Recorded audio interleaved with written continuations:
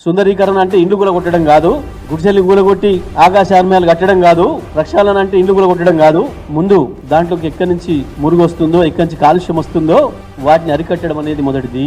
కేసీఆర్ గారు చెప్పిన మాట ప్రకారం మూసిని సుందరీకరించడానికి, మూసిని ప్రక్షాళన చేయడానికి కావాల్సిన కార్యాచరణ ప్రారంభమైంది మా ప్రభుత్వ హయాంలోనే. దానికి మొత్తం కలిపితే 16,500 కోట్ల రూపాయలు అవుతుంది అని చెప్పి స్పష్టంగా డిపిఆర్ ఇచ్చి పనులే ప్రారంభం చేసినాం. ఇంకా పెద్ద కోతలు. నల్గొండ జిల్లా రైతులకు మంచినీళ్ళు వద్దా? మీ మొక్కానికి మంచినీళ్ళు అప్పుడే ఇచ్చినాం. ప్రతి ఊరికి ప్రతి ఇంటికి మంచినీళ్ళు ఇచ్చినాం. దాంతోనే క్లోరిన్ పారదోలినాం. ఇవాళ సాగునీళ్ళల్లో మంచివి ఇవ్వాలి, సాగునీళ్లు కాలుష్యం లేని సాగునీళ్లు కావాలి. దాని కొరకు కూడా కేసీఆర్ గారు ఆ రోజు ప్రణాళిక చేసినారు. కాళేశ్వరం నీళ్లు ఏదైతే కొండపోచమ్మకు వస్తున్నాయో, కొండపోచమ్మ నుంచి ఉస్మాన్ సాగర్ కి, హిమాయత్ సాగర్ కి రెండింటికి కావాల్సిన ప్రణాళిక 1100 కోట్ల రూపాయలతోని ఆనాడు కేబినెట్ లో ఆమోదించింది కేబినెట్. 1100 అంటే 1100 కోట్ల రూపాయలు చాలు.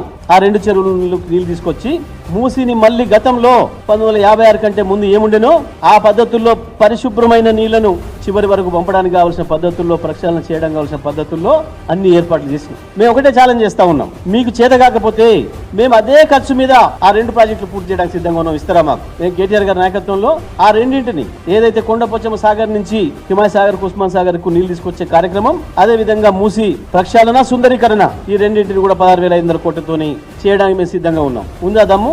ఇవ్వండి. మీరు అట్లనే ఉండి మాకు అవకాశం ఇవ్వండి, చేస్తాం. మేము ఛాలెంజ్ చేస్తున్నాం. కట్టిన ప్రాజెక్టులతో నీళ్ళు ఇవ్వడం చేతగాలే, మేము ఇచ్చిన 24 గంటల కరెంటుని ఇవ్వడానికి చేతగాట్లే, 1,10,00,000 ఇండ్లకు మేము ఇచ్చిన మంచినీళ్ళు ఇవ్వడం చేత కావట్లే, 1,50,000 కోట్లతో మూసి సుందరీకరణ చేస్తాడు.